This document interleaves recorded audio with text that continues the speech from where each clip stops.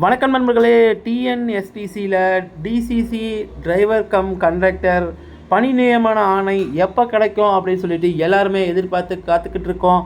அதுக்கு இப்போ ஒரு ஆன்சர் கொடுத்துருக்காங்க. அது என்னென்னு பார்த்தீங்கன்னாக்கா, கண்டிப்பாக எலெக்ஷனுக்கு முன்னாடி எல்லாருக்கும் பணி ஆணை கொடுத்தே ஆகணும் அப்படின்ற ஒரு கட்டாயத்தில் இருக்காங்க. காரணம் என்னென்னு பார்த்தீங்கன்னாக்கா, கிட்டத்தட்ட ரொம்ப காலமாகவே இந்த போஸ்டிங்கை நிரப்பாமையே வச்சிட்ருக்காங்க. காலி பணியிடங்களாகவே இருக்குது. சரி, அதை நிரப்பலான்னு சொல்லிட்டு முடிவு எடுத்து எக்ஸாம் எல்லாமும் வச்சாச்சு. எக்ஸாம் வச்சு ரிசல்ட்டும் வந்தாச்சு. ஆனால் ரிசல்ட்டில் பாஸ் பண்ணவங்க யாருக்குமே இப்போ வரைக்குமே இன்னும் பணி நியமன ஆணை கொடுக்காமே வச்சுருக்காங்க. இதை இப்போது நம்ம தமிழ்நாட்டில் சட்டமன்ற தேர்தல் நடக்க இருக்கிறதுனால, சட்டமன்ற தேர்தல் நடக்கும்போது எந்த விதமான புதிய நியமனங்களோ இல்லை எந்த விதமான அறிவிப்புகளோ வெளியிட முடியாது. அதனால் என்ன பண்ணுறாங்கன்னு பார்த்தீங்கன்னாக்கா, எப்படியாவது எலெக்ஷனுக்கு முன்னாடியே இதெல்லாம் செஞ்சு முடிக்கணும் அப்படின்ற ஒரு கட்டாயத்தில் இப்போ கவர்மெண்ட் இருக்காங்க. இதுக்கு முன்னாடியே நிறைய அனௌன்ஸ்மெண்ட் எல்லாம் வந்துருந்துச்சு. ஆனால் அது எல்லாமே கொஞ்சம் கொஞ்சமாக தான் நிறைவேற்றிக்கிட்டு வந்துட்டு இருந்தாங்க. அப்படி இருக்கும்போது இப்போது டிரைவர் கம் கண்டக்டர் ஜாப்புக்கு எக்ஸாம் எழுதி பாஸ் பண்ணவங்க எல்லாரையுமே விட்டுட்டாங்க.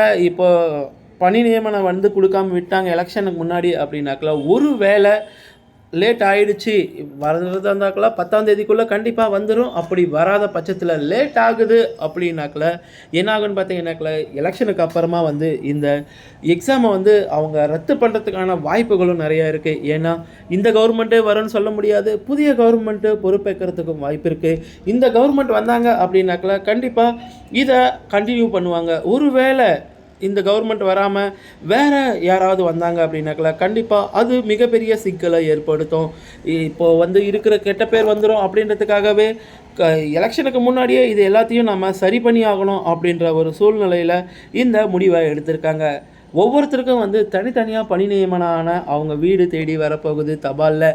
அது மட்டும் இல்லாமல் ஒவ்வொருத்தருக்கும் தனித்தனியாக போஸ்டரில் வரும்போது இன்னொரு பக்கம் என்ன ஆகுதுன்னு பார்த்தீங்கன்னாக்கா, முன்னுரிமை அடிப்படையில் கருணை அடிப்படையிலும் முன்னுரிமை கொடுக்கப்பட்டவங்க, அதுக்கப்புறம் இடஒதுக்கீடு வந்தவங்க எல்லாருக்கும் முதல்ல கொடுத்துட்டு அதுக்கப்புறமா இன்னும் இருக்கிறவங்க எல்லாருக்குமே கொடுக்கலான்னு சொல்லி முடிவு பண்ணியிருக்காங்க.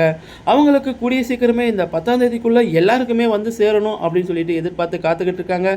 கண்டிப்பாக வரணும்னு சொல்லிட்டு நம்மளும் எதிர்பார்ப்போம். இந்த மாதிரி யூஸ்ஃபுல்லான கண்டென்ட்டுக்கு நம்ம சேனலை இன்னும் நீங்கள் சப்ஸ்கிரைப் பண்ணாமல் பார்த்துட்டு இருந்தீங்களா, சேனலை சப்ஸ்கிரைப் பண்ணிக்கோங்க. அண்ட் பெல் பட்டன் ஆன் பண்ணுங்கள். நம்ம போடுற வீடியோ ஒவ்வொன்றும் உங்களுக்கு நோட்டிஃபிகேஷனாக வரும். தேங்க்ஸ் ஃபார் வாட்சிங்.